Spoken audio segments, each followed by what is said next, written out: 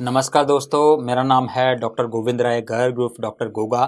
तो इस वीडियो में हम पढ़ेंगे मिसलेनियस टॉपिक, नॉर्मली हम जिसको कहते हैं बचे कुचे टॉपिक्स, जिसको हम किसी पर्टिकुलर चैप्टर में नहीं डाल पाते थे। तो क्या क्या पढ़ेंगे इसमें? 4 मेन टॉपिक्स पढ़ेंगे: फॉस्फोडाइस्टेरेस इनहिबिटर, चिलेटिंग एजेंट, हाइपरकैलेमिया और एंटी ओबेसिटी ड्रग्स। ठीक है, तो स्टार्ट करते हैं हम फॉस्फोडाइस्टेरेस इनहिबिटर से।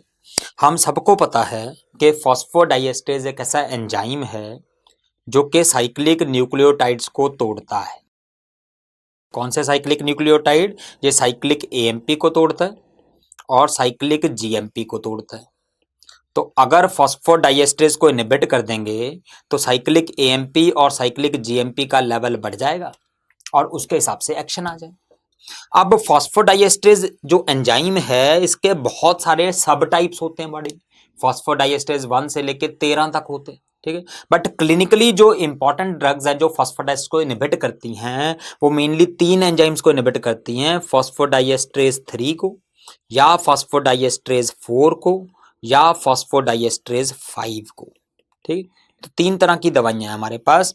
पहले इनके काम पढ़ लेते हैं। जब हम फॉस्फोडाइएस्ट्रेस 3 को इनहिबिट करते हैं, फॉस्फोडाइएस्ट्रेस 3 साइक्लिक एएमपी को तोड़ता है, तो साइक्लिक एएमपी का लेवल बढ़ जाए। बट साइक्लिक एएमपी का लेवल कहां बढ़ेगा? फॉस्फोडाइएस्ट्रेस 3 है कहां? फॉस्फोडाइएस्ट्रेस 3 दो जगह पे याद करना है आपको। एक तो ये है प्लेटलेट्स में और दूसरा ये है हार्ट में। तो अगर फॉस्फोडाइएस्ट्रेस को प्लेटलेट में इनहिबिट किया तो प्लेटलेट एग्रीगेशन रुक जाएगी। मेंबर जो नॉर्मल एंडोजेनस सब्सटेंस पीजीआई2 पढ़ते हैं ना, I for inhibition of aggregation, aggregation को रोकता है। ये साइक्लिक एएमपी को इंक्रीज करके ही काम करता है। तो एंटी प्लेटलेट एक्शन होगा फॉस्फोडाइएस्ट्रेस 3 इनहिबिटर्स का। दूसरा, ये हार्ट में साइक्लिक एएमपी का क्या करता है? हार्ट को स्टिमुलेट करता है। आइनोट्रोपिक एक्शन होता है, आइनोट्रोपिक, हार्ट स्टिमुलेट हो जाता है। तो जब हमें हार्ट को स्टिमुलेट करना है तो हम फॉस्फोडाइएस्ट्रेस 3 इनहिबिटर्स दे देंगे। ओके, अब आते हैं हम फॉस्फोडाइएस्ट्रेस 4। फॉस्फोडाइएस्ट्रेस 4 साइक्लिक एएमपी बढ़ाएगा भाई, बट ये कहां बढ़ाएगा साइक्लिक एएमपी? ये एक ब्रोंकस में बढ़ाएगा।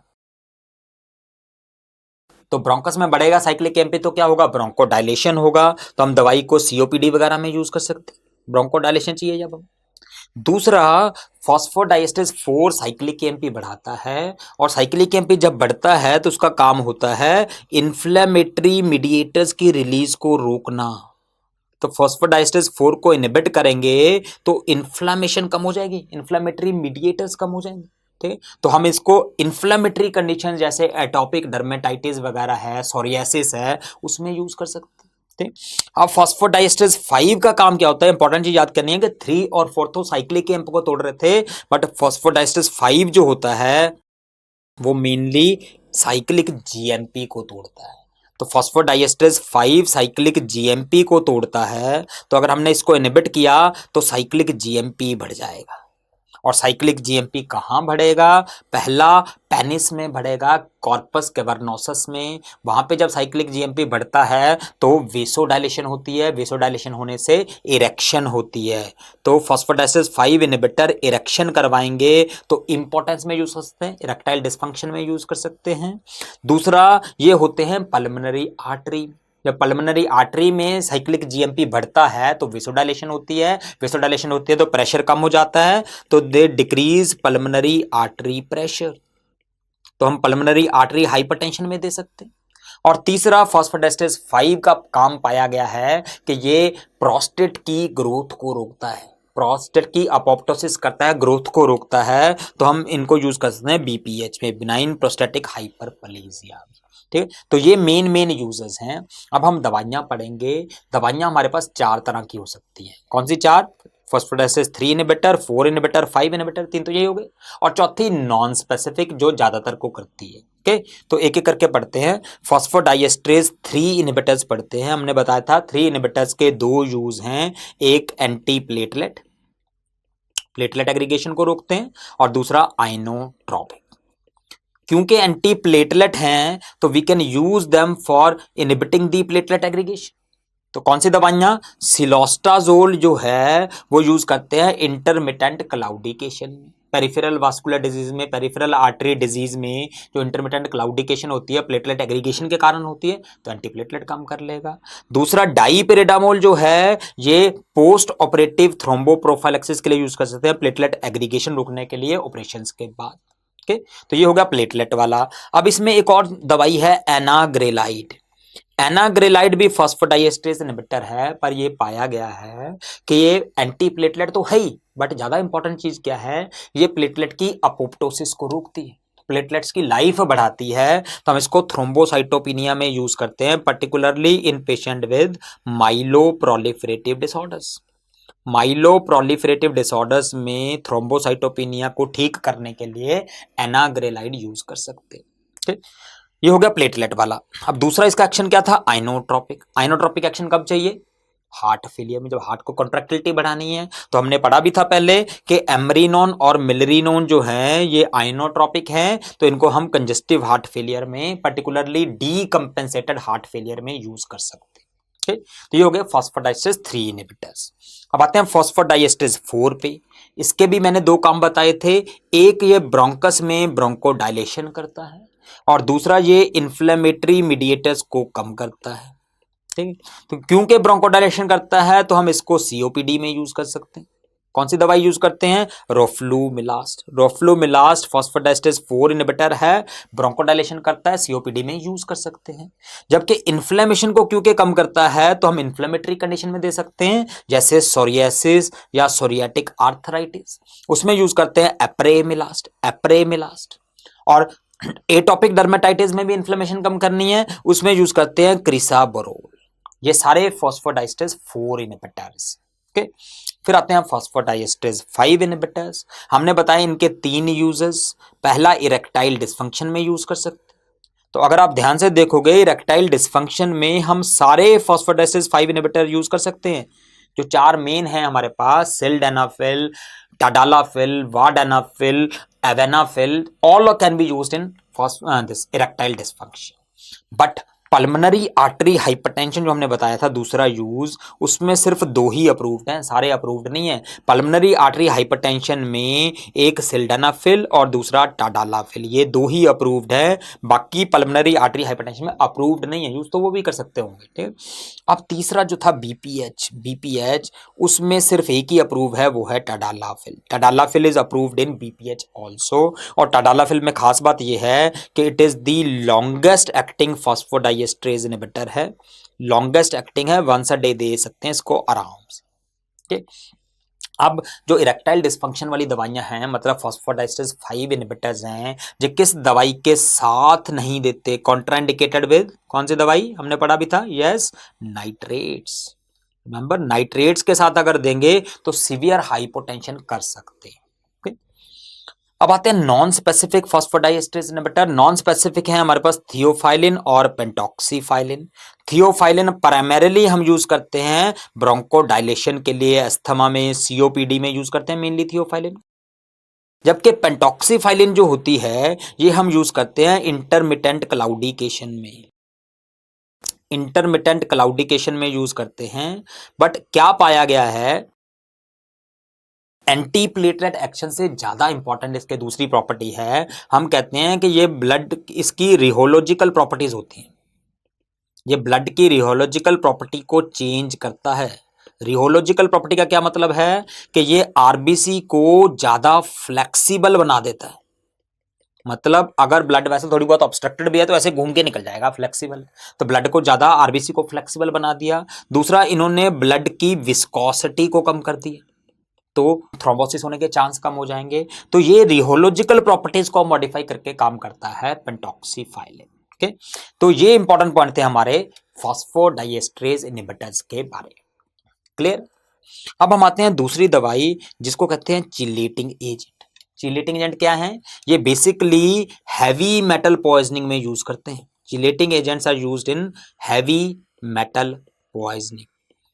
तो जो हैवी मेटल्स होती हैं जैसे बिस्मथ हो गया, आर्सेनिक हो गया, लेड हो गया, इन सब की पॉइजनिंग को ठीक करने के लिए चिलेटिंग एजेंट को बाइंड करते हैं और हटा देते हैं। ठीक, अब कौन कौन से चिलेटिंग एजेंट है, सबसे इंपॉर्टेंट जिस सबने सुन रखा होगा वो है बाल, ब्रिटिश एंटी लेविसाइट बाल। इसका दूसरा नाम होता है डाई मर्कैप्रोल। रिमेंबर बाल और डाई मर्कैप्रोल एक ही दवाई का नाम है। कहाँ यूज करते हैं, इजी है, इसके नाम में लिखा है, 3 जगह पे मेनली याद करना है आपको। बी का मतलब है बिस्मथ, ए का मतलब है आर्सेनिक, एल का मतलब है लेड। तो बिस्मथ, आर्सेनिक और लेड पॉइजनिंग में यूज करते हैं। बट क्वेश्चन आता है कहाँ नहीं करते, what is the contraindication of बाल। बाल 2 पॉइजनिंग में कॉन्ट्राइंडिकेटेड है, एक है कैडमियम में और दूसरा आयरन पॉइजनिंग में। क्योंकि बाल जब इनके साथ चिलेट करता है तो ये जो कॉम्प्लेक्स है वो इंडिविजुअल मेटल से भी ज्यादा टॉक्सिक होता है, तो इसलिए इन 2 पॉइजनिंग में कॉन्ट्राइंडिकेटेड है। कैसे याद करोगे, इसमें क्या लिखा है, सी मतलब कैडमियम, Fe मतलब आयरन, तो अगर एक साथ लिखोगे तो कैडमियम आयरन क्या बन गया, कैफे। और हमें पता है कि अगर हम कैफे में गए और वहां पे बाल पड़े हैं तो हम तो जाएंगे नहीं, तो कैफे में बाल नहीं होना चाहिए, कैफे में बाल नहीं होना चाहिए, तो कैडमियम और आयरन पॉइजनिंग में बाल कॉन्ट्राइंडिकेटेड है। ओके, फिर हमारे पास दूसरा चिलेटिंग एजेंट है जिसका नाम है ईडीटीए। ईडीटीए, ईडीटीए के साथ क्या प्रॉब्लम हुई कि जब हमने इसको यूज करना शुरू किया, ये हैवी मेटल को चिलेट करता है, पर जब हमने शुरू किया इसको यूज करना तो ये कैल्शियम को भी चिलेट करने लग गया। जब हमने किसी भी पेशेंट को दिया, हैवी मेटल को तो हटा दिया ओके, बट साथ में हाइपोकैल्सीमिया हो गया क्योंकि कैल्शियम से बाइंड कर रहा था। फिर हमने ये प्रॉपर्टी दूसरे तरीके से यूज की, हमने इसको एंटीकोगुलेंट यूज करना शुरू कर दिया। हम क्या करते हैं, टेस्ट ट्यूब में ब्लड लेना होता तो हम उसमें थोड़ा सा ईडीटीए डाल देते, उसके बाद जब ब्लड लेते तो वो ब्लड का कैल्शियम चिलेट कर लेता, और जब ब्लड में कैल्शियम ही नहीं है, फैक्टर 4 ही नहीं है, तो ब्लड क्लॉट नहीं करेगा। तो ये हम एंटीकोगुलेंट की तरह यूज कर रहे थे। बट अगर हमें हैवी मेटल पॉइजनिंग हो गई फिर करें क्या, हमने सोचा क्योंकि इसकी कैल्शियम के लिए एफिनिटी बहुत ज्यादा है, कैल्शियम का भूखा है, तो कैल्शियम दे दो ना भाई इसको। तो हम ईडीटीए नहीं देते, एज चिलेटिंगम एजेंट हम क्या देते हैं, कैल्शियम डाई सोडियम ईडीटीए।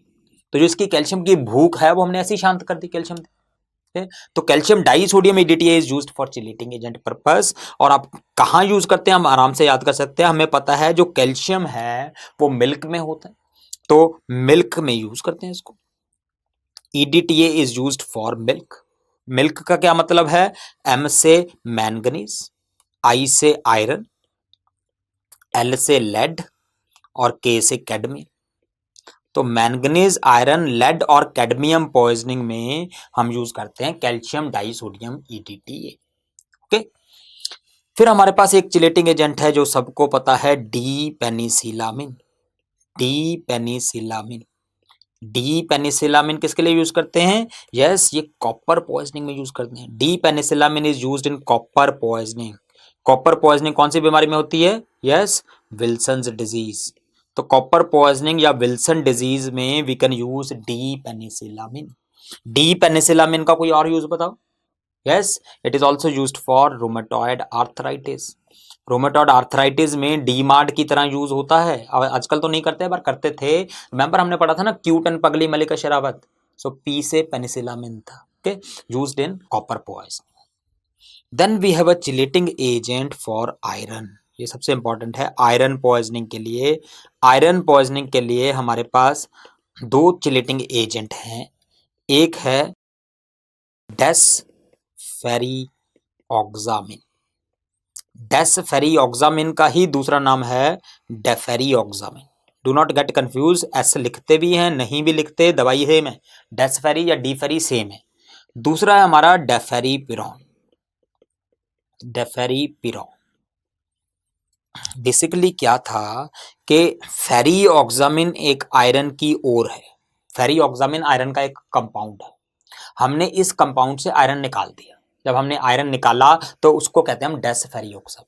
जब हमने आयरन निकाल दिया तो इसकी आयरन के लिए एफिनिटी बन गई, तो चिलेटिंग एजेंट यूज कर सकते हैं। तो desferrioxamine is given intravenously and it is drug of choice for acute iron poisoning. Acute iron poisoning में ड्रग ऑफ चॉइस है डेसफेरिऑक्सामिन या डेफेरिऑक्सामिन। जबकि डेफेरिपिरोन जो है इसको हम ओरल दे सकते हैं, ओरल दे सकते हैं, और ये हम यूज करते हैं क्रॉनिक आयरन ओवरलोड में। जैसे थैलेसीमिया के पेशेंट्स हैं, उनको रिपीटेड ब्लड ट्रांसफ्यूजन मिल रहा है तो उसमें आयरन ओवरलोड हो जाता है, तो उन पेशेंट्स में डेफेरिपिरोन देते हैं। तो नाम से आपको याद करना इजी रहेगा, इनके नाम में फेरी आता है, फेरी मतलब आयरन है, फेरी मतलब आयरन। ओके, तो that is important about the chelating agents. अब हम आते हैं तीसरा टॉपिक जो है हाइपरकैलेमिया। बेसिकली जब पोटाशियम, हाइपरकैलेमिया मतलब सीरम पोटाशियम बढ़ गई, और अगर पोटाशियम ज्यादा हो जाता है तो आदमी को अरिथमियाज हो जाता है, अरिथमियाज हो जाते हैं, और बहुत ज्यादा हो जाता है तो हार्ट स्टॉप हो जाता है, हार्ट स्टॉप इन डायस्टॉप। तो हाइपरकैलेमिया को ठीक करना जरूरी। अब हाइपरकैलेमिया को ठीक करने के लिए हमारे पास अक्यूट हाइपरकैलेमिया हो सकता है और क्रॉनिक हाइपरकैलेमिया हो सकता है। अक्यूट ज्यादा खतरनाक है, एकदम से पोटाशियम बढ़ गई। तो अक्यूट हाइपरकैलेमिया को ठीक करने के लिए हमने एक स्ट्रेटजी क्या लगाई कि हमें पता है पोटाशियम किससे डरता है। किससे डरता है पोटाशियम? जो ब्लड में पोटाशियम पड़ा है, ये ब्लड है, ये सेल्स हैं। जो ब्लड में पोटाशियम पड़ा है, पोटाशियम जो ब्लड वाला है, ये दो चीजों से डरता है। कौन सी दो चीजें? जल्दी बताओ, दो चीजों किससे डरता है? यस, एक बीटा 2 एगोनिस्ट से और दूसरा इंसुलिन से। तो जब भी बीटा 2 एगोनिस्ट या इंसुलिन ब्लड में आते हैं, पोटाशियम डर जाता है, ये कहां से आ गए। तो डर के क्या करता, वो सेल्स के अंदर चला जाता है। So beta 2 agonist and insulin increase the intracellular movement of potassium. अब क्योंकि पोटाशियम सेल के अंदर चला गया तो ब्लड में कम हो गया, तो हाइपरकैलेमिया ठीक हो गई। तो we can use beta 2 agonist and insulin for hyperkalemia. Beta 2 agonist कौन सा यूज करते हैं कॉमनली? हम यूज करते हैं salbutamol. Salbutamol is beta 2 agonist. We can also use epinephrine, adrenaline भी यूज कर सकते हैं, बट एड्रेनालिन बहुत टॉक्सिक है, यूज करते नहीं है, बट ये भी मूवमेंट करवाता है अंदर। अब इंसुलिन जो है, it is a drug of choice for acute hyperkalaemia. Insulin drug of choice. अब प्रॉब्लम यह है कि जब हमने इंसुलिन दिया, पोटाशियम डर के सेल्स के अंदर चला गया, तो हाइपरकैलेमिया तो ठीक हो गया, बढ़िया बात। बट इंसुलिन का मेन काम क्या है? ब्लड शुगर कम करना। तो जब हमने इंसुलिन दिया, हाइपरकैलेमिया तो ठीक कर देगा, बट साइड इफेक्ट क्या होगा? हाइपोग्लाइसीमिया। हाइपोग्लाइसीमिया तो खतरनाक है, तो इंसुलिन हाइपोग्लाइसीमिया करेगा, उससे कैसे बचें? तो इसलिए हम कभी भी इंसुलिन अकेला नहीं देते। जब हाइपरकैलेमिया में देने हैं तो हम क्या देंगे? Glucose insulin. हम ग्लूकोज इंसुलिन देते हैं। ग्लूकोज क्यों? ताकि हाइपोग्लाइसीमिया ना हो। इंसुलिन क्यों? ताकि पोटाशियम डर के सेल्स में चला जाए। ठीक है, तो glucose insulin is drug of choice for acute hyperkalaemia. ठीक है, तो हम बीटा 2 एगोनिस्ट दे सकते हैं, हम ग्लूकोज इंसुलिन दे सकते हैं। ठीक, फिर तीसरी दवाई जो हम दे सकते हैं उसका नाम है कैल्शियम ग्लूकोनेट। Calcium gluconate. इसमें खास बात ये याद रखनी है कि कैल्शियम ग्लूकोनेट जो है वो पोटाशियम का लेवल चेंज नहीं करेगा, ब्लड में पोटाशियम को कम नहीं करेगा, ब्लड में पोटाशियम उतना ही रहेगा, बट पोटाशियम का और कैल्शियम का हार्ट में उल्टा असर होता है। कैल्शियम हार्ट को स्टिमुलेट करता है, पोटाशियम इनहिबिट करता है। तो कब देंगे कैल्शियम? जब there are ECG changes of hyperkalemia, heart affect होने लग गया, तब हम कैल्शियम देके उसको रिवर्स कर देंगे। रिमेंबर, पोटाशियम का लेवल कम नहीं करेगा, ये सिर्फ ईसीजी चेंजेस को रिवर्स करेगा। तो calcium gluconate is indicated only when there are ECG changes of hyperkalemia. It can not decrease the level of potassium, but it reverses the effects of potassium. Okay, तो ये हो गया acute hyperkalaemia. अब हम आते हैं क्रॉनिक हाइपरकैलेमिया। तो इस केस में हम कौन सी तरह की दवाई देना चाहेंगे? जिसको हम दे पाए ओरल, जो पोटाशियम बाइंडिंग हो, ओरली पोटाशियम को बाइंड कर लें, वो दवाइयां देंगे। और कौन सी दवाइयां हैं वो हमारे पास? पेटीरोमर है और पॉलीस्टाइरीन है। बेसिकली ये पोटाशियम बाइंडिंग रीजन्स हैं, पोटाशियम को बाइंड करते हैं और हाइपरकैलेमिया को ठीक कर देते हैं। ठीक है, these are potassium binding resins. So that is important about the hyperkalemia also. Okay, तब हम आते हैं लास्ट टॉपिक पे, जो है एंटी ओबेसिटी ड्रग्स। अब एंटी ओबेसिटी ड्रग्स के नाम याद करने हैं तो आप लिख लो ओबेसिटी। एंटी ओबेसिटी के ड्रग के नाम ओबेसिटी में लिखे हैं। क्या है नाम? ओ से ऑर्लिस्टैट, ऑर्लिस्टैट। बी से ब्यूप्रोपियोन, ब्यूप्रोपियोन। ब्यूप्रोपियोन हमेशा हम देते हैं नाल्ट्रेक्सोन के साथ। Bupropion is given with naltrexone. Then E से एक्जीनाटाइट, एस से सीमाग्लूटाइट, और आई से नहीं है वैसे, एल से है लीराग्लूटाइट, लीराग्लूटाइट। तो exenatide, semaglutide and liraglutide. Then T से we have topiramate, topiramate which is always given in combination with phentermine, topiramate phentermine and tirzepatide, tirzepatide। तो ये टोटल दवाइयां हैं जो एफडीए अप्रूव्ड है। इसमें एक्जिनाटाइड एज सच एफडीए अप्रूव्ड नहीं है, वेट लॉस करती है, बट बाकी सारी दवाइयां एफडीए अप्रूव्ड हैं ओबेसिटी के लिए। ठीक, तो एक बार नाम देख लेते हैं। ऑर्लिस्टैट, ब्यूप्रोपियोन, नाल्ट्रेक्सोन, जीएलपी एनालॉग्स हैं, ये सारी जीएलपी एनालॉग्स हैं, ये तीनों दवाइयां जीएलपी एनालॉग्स, टोपिरामिड, फेंटरमिन और टिर्जेपेटाइड। ओके, तो ये इंपॉर्टेंट हैं एंटी ओबेसिटी ड्रग। अब इनमें से कुछ कुछ इंपॉर्टेंट क्वेश्चन जो पूछे जाते हैं वो करते हैं। सबसे पहला है ऑर्लिस्टैट के बारे में। ऑर्लिस्टैट, ऑर्लिस्टैट के नाम में क्या लिखा है? It is given orally, oral दवाई, ओरल देंगे। और ये करता क्या है? It will make the lipase static, lipase inhibitor है। मतलब जब हम इसको ओरल देते हैं तो जो हमारे इंटेस्टाइन में लाइपेज एंजाइम है उसको इनहिबिट कर देता है। लाइपेज का काम क्या है? वो बिग फैट्स को स्मॉल फैट्स में तोड़ता, बिग फैट को स्मॉल फैट्स में तोड़ता है लाइपेज। और स्मॉल फैट अब्सॉर्ब हो सकते हैं, बिग तो होंगे नहीं। तो जब हमने लाइपेज को इनहिबिट कर दिया तो फैट का अब्सॉर्प्शन रुक गया। तो सिंपल मैकेनिज्म क्या है? It act by inhibiting the absorption of fats, lipids की अब्सॉर्प्शन को रोकता। अब प्रॉब्लम क्या है कि अगर फैट अब्सॉर्ब नहीं हुए तो वो फैट कहां जाएंगे? स्टूल में ही तो बाहर जाएंगे। तो इसलिए इसका साइड इफेक्ट होता है steatorrhoea, fatty stools. Steatorrhoea is the side effect of orlistat. ये क्वेश्चन पूछते हैं सबसे कॉमनली कि कौन सी एंटी ओबेसिटी ड्रग स्टीटोरिया करती है? It is orlistat. तो ये ऑर्लिस्टैट के बारे में इंपॉर्टेंट है, स्टीटोरिया। देन दूसरा इंपॉर्टेंट चीज है, हमारी बॉडी में दो तरह के इनक्रेटिन्स होते हैं। एक है GLP-1, ग्लूकागोन लाइक पेप्टाइड 1, और दूसरा है GIP, गैस्ट्रिक इनहिबिटरी पेप्टाइड। ये दोनों के दोनों क्या करते हैं? ये करते हैं डिक्रीज इन एपेटाइट, भूख कम करते हैं। अब एपेटाइट को कम कैसे करते हैं? उसके दो मैकेनिज्म हैं। पहला, ये क्या करेंगे? गैस्ट्रिक एम्प्टिंग को डिले कर देंगे, गैस्ट्रिक एम्प्टिंग को रोक देंगे या डिले कर देंगे। उससे क्या होगा? जब खाना स्टमक से नीचे नहीं जाएगा तो आदमी को फुलनेस की फीलिंग जल्दी आ जाएगी, उसको लगेगा पेट भर गया तो और नहीं खाएगा, तो पेट जल्दी भर जाता है एक तो।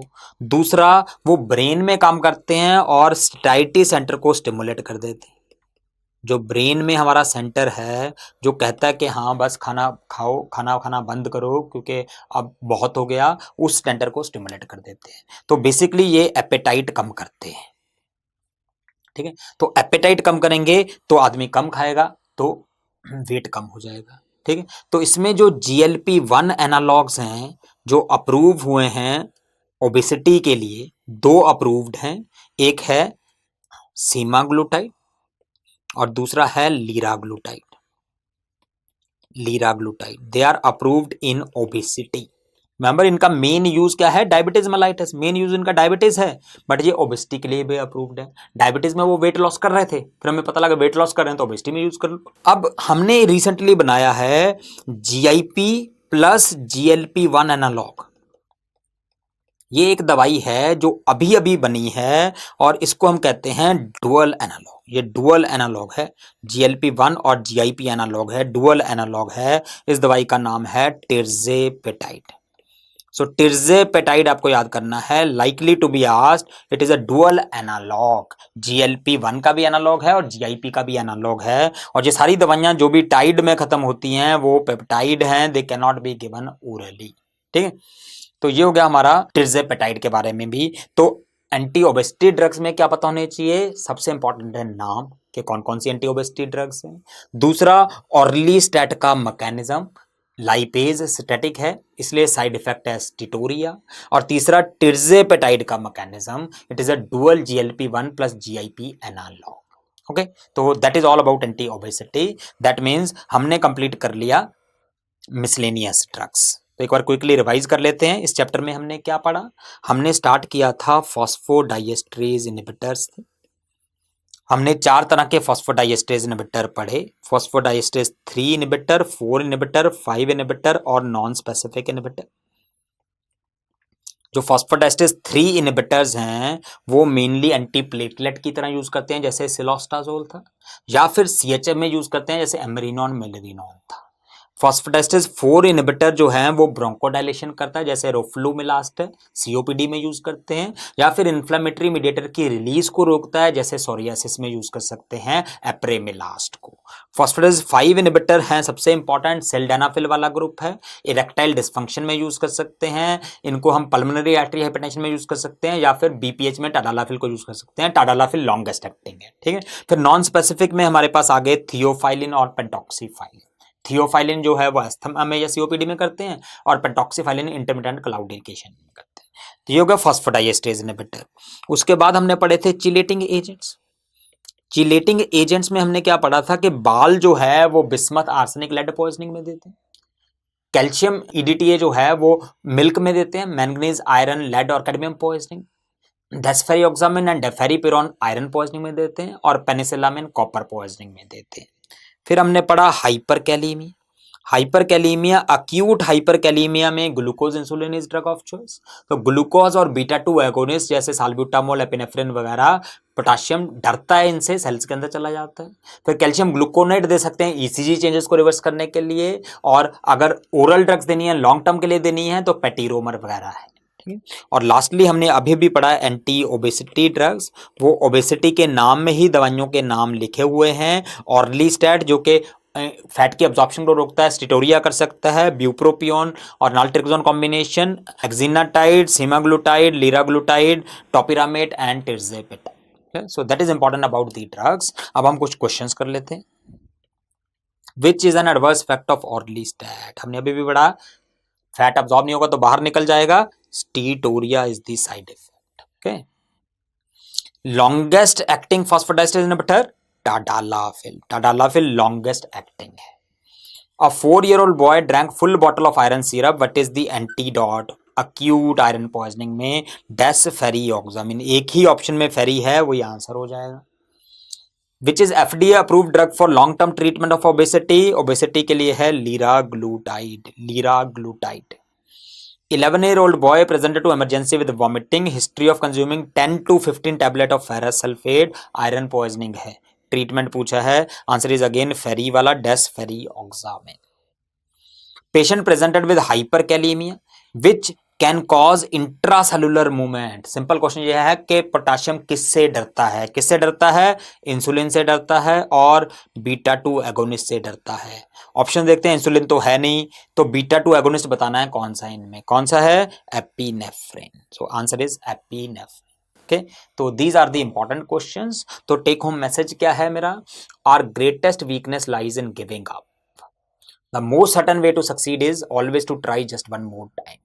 सो हमें गिव अप कभी कभी भी नहीं करना चाहिए। बहुत बार फ्रस्ट्रेशन होती है, लगता है नहीं हो पाएगा, हम छोड़ देते हैं। ऐसा नहीं होता है।